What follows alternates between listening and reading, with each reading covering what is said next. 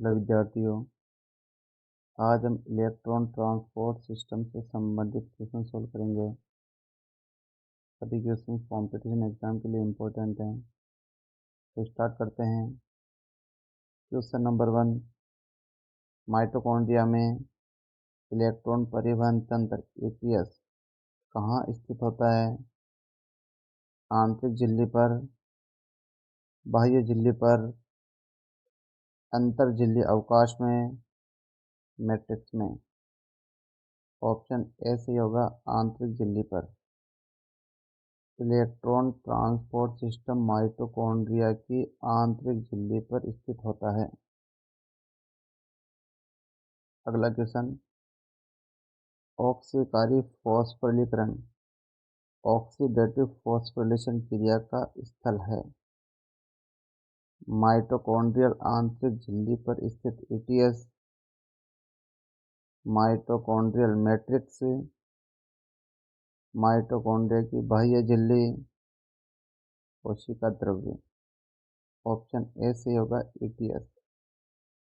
ऑक्सीकारी फॉस्फोरिलीकरण का मतलब होता है ऑक्सीशोषण में बनने वाले NADH2 या FADH2 का ATS के द्वारा ऑक्सीकरण होना, जिससे ATP का निर्माण होना। यानी ऑक्सीशोषण में जो NADH2 और FADH2 जो बनते हैं उनका ATS द्वारा ऑक्सीकरण किया जाता है, जिससे ATP का निर्माण होता है। और इस प्रकार से ATP का निर्माण होना कहलाता है ऑक्सीकारी फॉस्फोरिलीकरण। अगला क्वेश्चन, सूची फर्स्ट को सूची सेकंड से सुमेलित कीजिए। इस क्वेश्चन को सॉल्व करने के लिए ATS की संरचना के बारे में हम समझेंगे। इस चित्र में ATS की संरचना को समझाया गया है। इस चित्र में माइटोकॉन्ड्रिया की आंतरिक झिल्ली हम देख रहे हैं। इधर है आधात्री मैट्रिक्स और इधर हो जाएगी अंतर झिल्ली अवकाश, यानी माइटोकॉन्ड्रिया की दोनों झिल्लियों के बीच का अवकाश अंतर झिल्ली अवकाश कहलाता है। ATS में टोटल 5 कॉम्प्लेक्स होते हैं। कॉम्प्लेक्स एक प्रकार के ट्रांस मेम्ब्रेन प्रोटीन्स होती है। तो कॉम्प्लेक्स में देख सकते हैं यहाँ पे, ये कॉम्प्लेक्स फर्स्ट हो गया, ये कॉम्प्लेक्स सेकंड, ये कॉम्प्लेक्स थर्ड, ये कॉम्प्लेक्स फोर्थ और ये हो गया कॉम्प्लेक्स फिफ्थ। कॉम्प्लेक्स फर्स्ट का दूसरा नाम होता है NADH डिहाइड्रोजनेज। कॉम्प्लेक्स सेकंड का दूसरा नाम होता है सक्सिनेट डिहाइड्रोजनेज। कॉम्प्लेक्स थर्ड का दूसरा नाम होता है साइटोक्रोम BC1। कॉम्प्लेक्स फोर्थ का दूसरा नाम होता है साइटोक्रोम C ऑक्सीडेज। और कॉम्प्लेक्स फिफ्थ का नाम होता है ATP सिंथेज। इस प्रकार हम देख पाते हैं ATS में टोटल 5 कॉम्प्लेक्स होते हैं। इसके अलावा 2 गतिशील इलेक्ट्रॉन वाहक होते हैं। एक का नाम है UQ मतलब यूबिक्विनोन, जिसे कोएंजाइम Q भी बोल सकते हैं, और दूसरे का नाम है साइटोक्रोम C। तो 5 कॉम्प्लेक्स प्लस 2 गतिशील इलेक्ट्रॉन वाहक मिलकर के ATS का निर्माण करते हैं। अब इस क्वेश्चन को सॉल्व करते हैं। कॉम्प्लेक्स फर्स्ट का नाम होता है NADH डिहाइड्रोजनेज। कॉम्प्लेक्स सेकंड का नाम होता है सक्सिनेट डिहाइड्रोजनेज।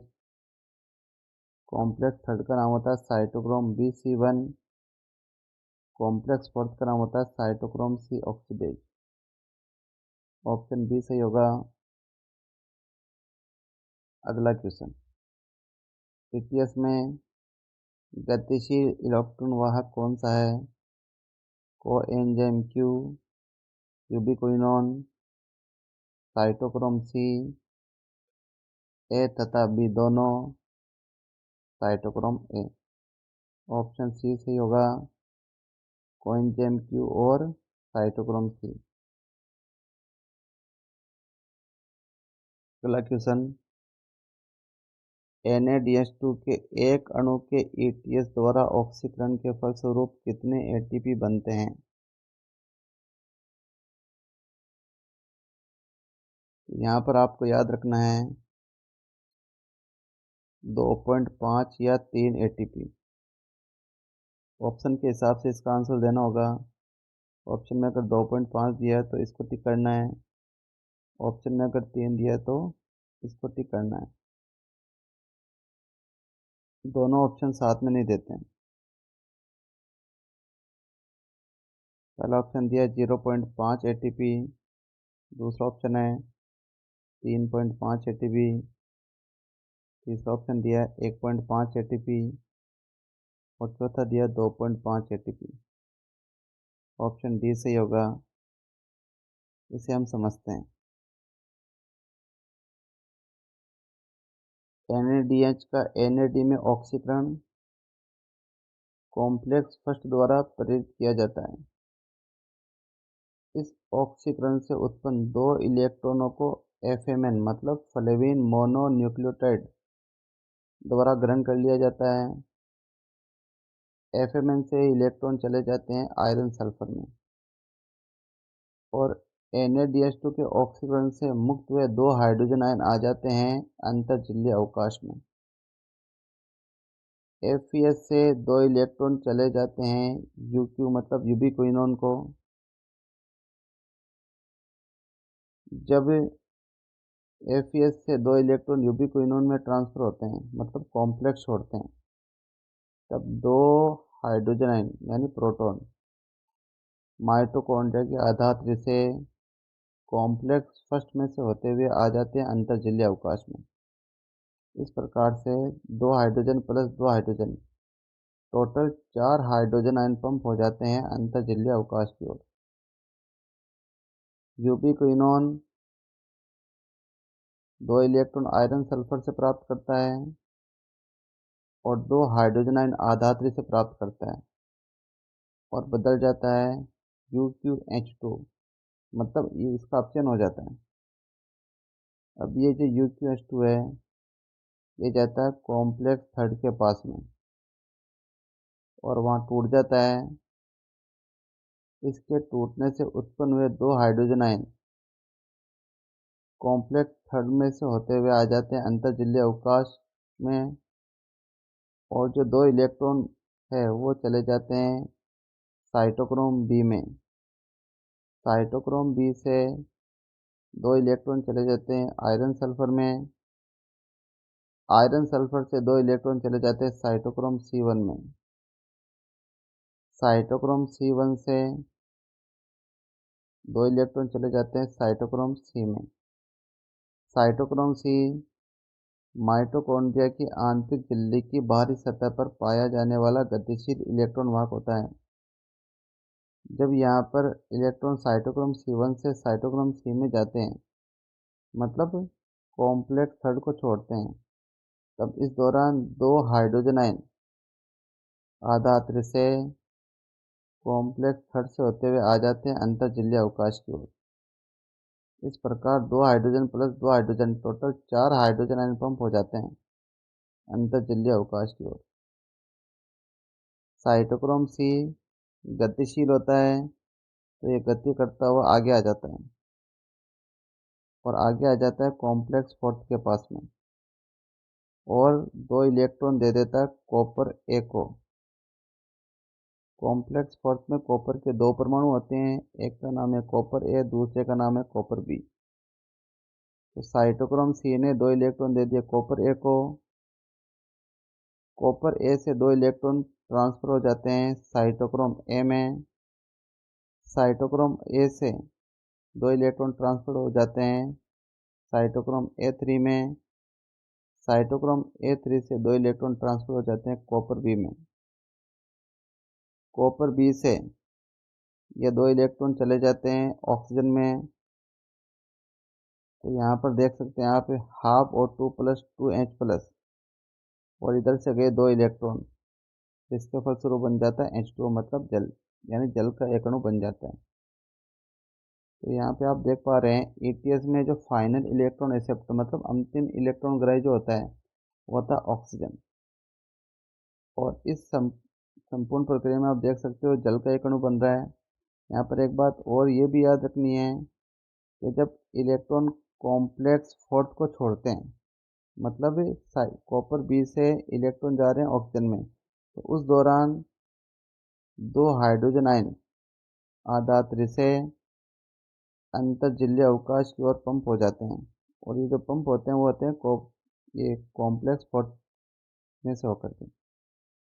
तो टोटल 4+4+2 यानी 10 हाइड्रोजन आयन अंतर्जलीय अवकाश में आ जाते हैं। तो अंतर्जलीय अवकाश में हाइड्रोजन आयन का कंसंट्रेशन बढ़ जाता है और आधात्री में कम हो जाता है। तो इस प्रकार से प्रोटॉन प्रवणता यानी प्रोटॉन ग्रेडियंट स्टेब्लिश हो जाती है, जिससे ये जो H+ आयन है ये कॉम्प्लेक्स शिफ्ट मतलब एटीपी सिंथेज के F0 से होकर के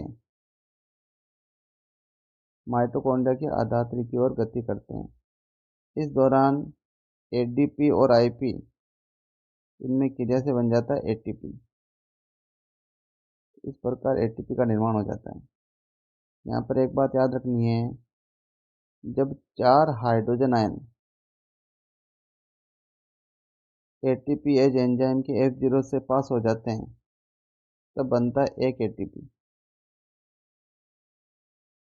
तो यहाँ पे आप देख पा रहे हो टोटल 10 हाइड्रोजन आयन है।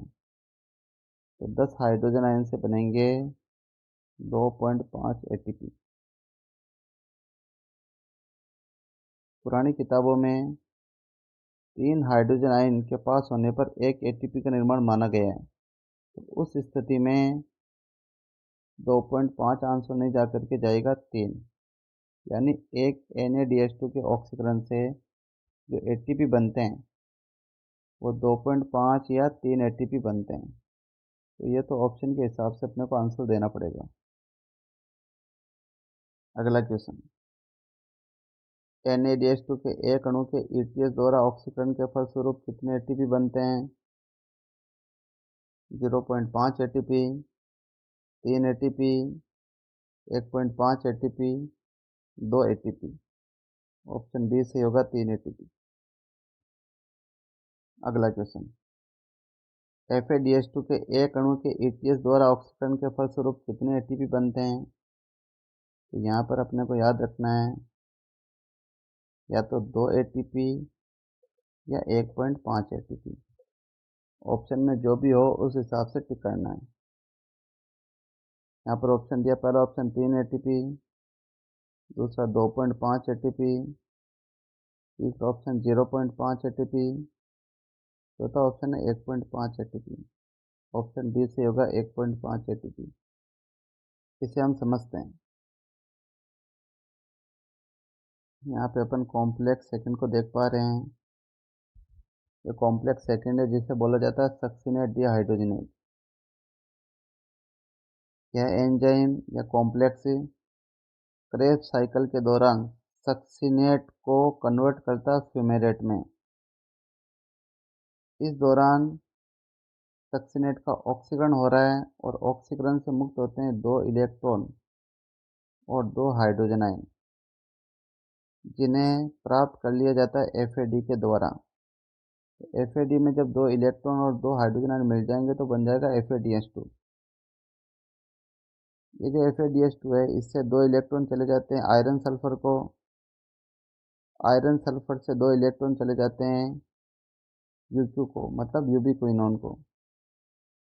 और यूबिक्विनोन जो है इसमें 2 हाइड्रोजन आयन FAD वाले मिल जाते हैं, तो ये अपचयित होकर के बन जाता है UQH2। UQH2 टूटता है और टूट करके 2 इलेक्ट्रॉन दे देता है कॉम्प्लेक्स थर्ड के साइटोक्रोम बी को। और इसके टूटने से जो 2 हाइड्रोजन आयन उत्पन्न होते हैं वो आ जाते हैं अंतर्जलीय अवकाश में। साइटोक्रोम बी से 2 इलेक्ट्रॉन चले जाते हैं आयरन सल्फर को, और आयरन सल्फर से 2 इलेक्ट्रॉन चले जाते हैं साइटोक्रोम C1 में। साइटोक्रोम C1 से 2 इलेक्ट्रॉन चले जाते हैं साइटोक्रोम C को। जब साइटोक्रोम C1 से इलेक्ट्रॉन जाते हैं साइटोक्रोम C में, मतलब जब कॉम्प्लेक्स थर्ड छोड़ रहे हैं इलेक्ट्रॉन, तब दो हाइड्रोजन आयन आधात्री से कॉम्प्लेक्स थर्ड में से होते हुए आ जाते हैं अंतर्जलीय अवकाश की ओर। साइटोक्रोम C गति करता हुआ आता है कॉम्प्लेक्स फोर्थ के पास में और इलेक्ट्रॉन दे देता है कॉपर A को, जहाँ से इलेक्ट्रॉन चले जाते हैं साइटोक्रोम A में, यहाँ से साइटोक्रोम A3 में और फिर कॉपर B में। कॉपर B इनको दे देता है ऑक्सीजन को, तो ऑक्सीजन दो इलेक्ट्रॉन और दो हाइड्रोजन आयन से क्रिया करके बना लेता है H2। यहाँ पर आप देख पाते हैं कि जब ये इलेक्ट्रॉन कॉम्प्लेक्स फोर्थ को छोड़ रहे हैं, तब दो हाइड्रोजन आयन माइटोकॉन्ड्रिया की आधात्री से कॉम्प्लेक्स फोर्थ में से होते हुए आ जाते हैं अंतर्झिल्ली अवकाश की ओर। इस प्रकार से यहाँ पे 4 हाइड्रोजन आयन हो गए, यहाँ पर हो गए 2 हाइड्रोजन आयन, तो टोटल हो गए 6 हाइड्रोजन आयन। ये जो हाइड्रोजन आयन है ये H0 से होकर के इधर आधात्री की ओर आएंगे। इस दौरान ADP प्लस PI की क्रिया से बन जाएगा ATP। इस प्रकार आप देख पा रहे हैं कि टोटल जो ATP बनेंगे वो बनेंगे 1.5, क्योंकि 4 हाइड्रोजन आयन जब पास होते हैं तब एक ATP बनता है। तो 6 हाइड्रोजन आयन जब पास होंगे यहाँ से तो टोटल ATP बनेंगे 1.5। पहले 3 हाइड्रोजन आयन के हिसाब से माना जाता था, तब उस स्थिति में आंसर हो जाएगा 2 ATP। तो ऑप्शन में 1.5 दिया हो तो उसको टिक करना है और 2 दिया हो तो उसको टिक करना है। अगला क्वेश्चन, FADH2 के एक अणु के ETS द्वारा ऑक्सीकरण के फलस्वरूप कितने ATP बनते हैं? 3 ATP, 0.5 ATP, 2 ATP, 3.5 ATP। Option C से होगा 2 ATP। अगला क्वेश्चन, NADH2 का ऑक्सीकरण ETS का कौन सा कॉम्प्लेक्स करता है? First, second, third, fourth? Option A से होगा कॉम्प्लेक्स फर्स्ट, जिसे NADH डिहाइड्रोजनेज भी कहा जाता है। अगला क्वेश्चन, FADH2 का ऑक्सीकरण ETS का कौन सा कॉम्प्लेक्स करता है? First, second, third, fourth? Option B से होगा कॉम्प्लेक्स सेकंड, जिसे सक्सिनेट डिहाइड्रोजनेज भी कहा जाता है। ETS, जिसे श्वसन श्रृंखला यानी रेस्पिरेटरी चेन भी कहते हैं, का अंतिम साइटोक्रोम कौन सा है जो ऑक्सीजन को इलेक्ट्रॉन डोनेट करता है? Cytochrome B, cytochrome C, cytochrome A, cytochrome A3? तो कॉम्प्लेक्स फोर्थ में आप देख पा रहे हो जो अंतिम साइटोक्रोम है वो आप एक बार देख सकते हैं, ये साइटोक्रोम A3 ये अंतिम साइटोक्रोम है। तो यहाँ से इलेक्ट्रॉन जा रहे हैं ऑप्शन, ऑप्शन डी से होगा साइटोक्रोम A3। अगला क्वेश्चन, ETS का अंतिम इलेक्ट्रॉन ग्राही कौन सा है? Cytochrome A, cytochrome C, cytochrome B, आणविक ऑक्सीजन? ऑप्शन डी से होगा आणविक ऑक्सीजन। अगला क्वेश्चन, ETS द्वारा प्रति NADH2 के ऑक्सीकरण के फलस्वरूप बनने वाले जल के अणुओं की संख्या कितनी होती है? 1, 2, 3, 4? ऑप्शन ए से होगा 1। FADH2 का ऑक्सीकरण जब होता है तब भी एक जल का अणु बनता है और NADH2 का ऑक्सीकरण जब होता है तब भी एक जल का अणु बनता है। माइटोकॉन्ड्रिया में प्रोटीन का संग्रह कहाँ होता है? आंतरिक झिल्ली में, बाह्य झिल्ली में, अंतर्झिल्ली अवकाश में, मैट्रिक्स में? ऑप्शन सी से होगा अंतर्झिल्ली अवकाश में।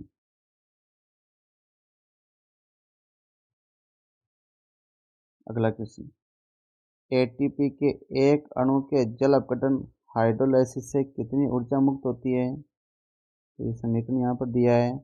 जब ATP का जल अपघटन होता है तो ये टूटता है ATP और इनऑर्गेनिक फॉस्फेट में और 7.3 किलो कैलोरी ऊर्जा मुक्त होती है।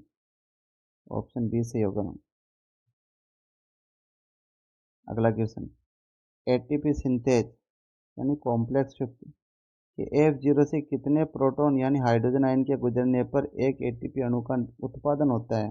2 hydrogen ion, 3 hydrogen ion, 4 hydrogen ion, 5 hydrogen ion. तो वर्तमान समय में 4 हाइड्रोजन आयन को सही माना गया। तो जब 4 हाइड्रोजन आयन एटीपी एज या एटीपी सिंथेज जिसे कॉम्प्लेक्स शिफ्ट बोलते हैं इसके F0 से होकर पास हो जाएंगे तब एक एटीपी बन जाएगा, जिसे हम चित्र द्वारा समझ सकते हैं। ये एनसीईआरटी बुक का चित्र है। इसमें आप देख सकते हो ये F0 हो गया, ये हो गया F1। ये पूरा एटीपेज एंजाइम है। एटीपेज एंजाइम के दो पार्ट हो गए F0 और F1। जब 4 हाइड्रोजन आयन F0 से होकर पास हो जाएंगे तो F1 पर ADP और PI मतलब इनऑर्गेनिक फॉस्फेट मिल करके बना लेंगे एटीपी।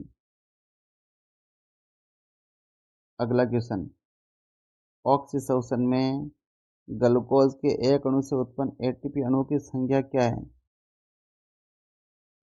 ग्लूकोज का जो एक अणु है उससे या तो बनते हैं 38 एटीपी या बनते हैं 36 एटीपी। जो भी ऑप्शन में हो उसे सही करना है। ऑप्शन दिया 38, 34, 32 और 30। ऑप्शन ए से होगा 38 एटीपी। एटीपी की कैलकुलेशन हम समझते हैं यहाँ पर। ऑक्सीसोसन क्रिया में ग्लाइकोलाइसिस, लिंक रिएक्शन और क्रेब्स साइकिल संपन्न होता है। ग्लाइकोलाइसिस क्रिया से या तो 8 एटीपी बनते हैं या बनते हैं 6 एटीपी। सबस्ट्रेट लेवल फॉस्फोरिलेशन द्वारा बनते हैं 4 एटीपी। एटीएस द्वारा ऑक्सीकारी फॉस्फोरिलीकरण क्रिया के फलस्वरूप या तो बनते हैं 6 एटीपी या बनते हैं 4 एटीपी। 6 एटीपी कब बनेंगे? जब कोशिका में मेलेट एस्पार्टेट शटल क्रिया चलेगी। 4 एटीपी कब बनेंगे? जब कोशिका में ग्लिसरॉल फॉस्फेट शटल क्रिया चलेगी। मेलेट एस्पार्टेट शटल क्रिया के अंतर्गत ग्लाइकोलाइसिस क्रिया में बनने वाले जो NADH2 है वो NADH2 ही रहते हैं और ग्लिसरॉल फॉस्फेट शटल क्रिया के अंतर्गत ग्लाइकोलाइसिस क्रिया द्वारा बनने वाले NADH2 कन्वर्ट हो जाते हैं FADH2 में। ग्लाइकोलाइसिस क्रिया में 2 एटीपी कंज्यूम हो जाते हैं यानी खर्च हो जाते हैं। लिंक रिएक्शन, इसमें बनते हैं 2 NADH2 जिनका एटीएस द्वारा ऑक्सीकरण हो जाएगा तो बन जाएंगे 6 एटीपी। तो यहाँ पे टोटल 6 एटीपी का प्रॉफिट हो रहा है लिंक रिएक्शन से। क्रेब्स साइकिल ऑक्सीसोसन में 2 बार चलता है, तो एक बार चलता है तो 12 एटीपी का लाभ होता है, 2 बार चलता है तो 24 एटीपी का लाभ होता है। अब इन 24 एटीपी में से क्रियाधार स्तर फॉस्फोरिलीकरण से 2 जीटीपी बनते हैं जो बन जाते हैं 2 एटीपी। एटीएस द्वारा कितने एटीपी बनेंगे? तो यहाँ देख सकते हो NADH2 6, FADH2 2, तो 6 NADH2 बराबर हो गए 18 एटीपी, 2 FADH2 बराबर हो गए 4 एटीपी। अब इन्हें अपन जोड़ते हैं। यहाँ पे 8 या 6 ATP plus 6 ATP plus 24 ATP, तो इनका जो योग आएगा वो 38 या 36 एटीपी आएगा। तो यहाँ पर याद रखना है ऑक्सीसोसन क्रिया में ग्लूकोज के एक अणु का जब ऑक्सीकरण कंप्लीट हो जाता है तो इससे या तो 38 एटीपी बनते हैं या 36 एटीपी बनते हैं। तो ऑप्शन के हिसाब से टिक करना है। अगला क्वेश्चन, ऑक्सीसोसन में ग्लूकोज के एक अणु से उत्पन्न एटीपी अणुओं की संख्या कितनी है? 36 ATP, 34 ATP, 32 ATP, 30 ATP. Option A से होगा 36 एटीपी। अगला क्वेश्चन, ऑक्सीसोसन में ग्लूकोज के एक अणु से उत्पन्न 38 एटीपी अणुओं में से FADH2 या NADH2 के ऑक्सीकरण से उत्पन्न एटीपी अणुओं की संख्या कितनी है? 36 एटीपी, 34 एटीपी, 32 एटीपी, 30 एटीपी। तो यहाँ पे कैलकुलेट करते हैं। ऑक्सीसोसन क्रिया में जो NADH2 बनते हैं वो बनते हैं टोटल 10 और FADH2 बनते हैं 2। NADH2 10 कैसे बने हैं?